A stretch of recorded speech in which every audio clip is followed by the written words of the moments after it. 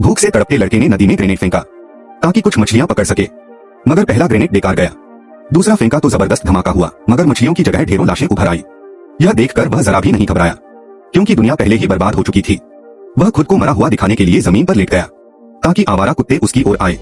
जैसे ही कुत्ता पास आया, उसने तेजी से हमला किया और उसे मार गिराया। मगर जब वह शिकार लेकर पिता के पास पहुंचा तो पिता ने उसे डांट दिया। उन्होंने समझाया कि जानवर के अंदरूनी अंग जहरीले हो सकते हैं और इसे सही तरीके से साफ करना जरूरी होता है। अब शिकार किसी काम का नहीं था।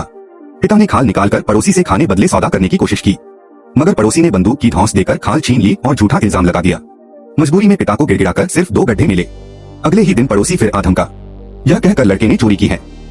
वह जबरदस्ती पिता को घुटनों के बल बैठाकर बंदूक मुंह में डालने पर मजबूर कर रहा था। तभी लड़के ने उसे एक कीमती रेशम का कपड़ा गिफ्ट किया, जिससे वह शांत हो गया। अगली सुबह लड़के के हाथ बड़ी मछली लगी।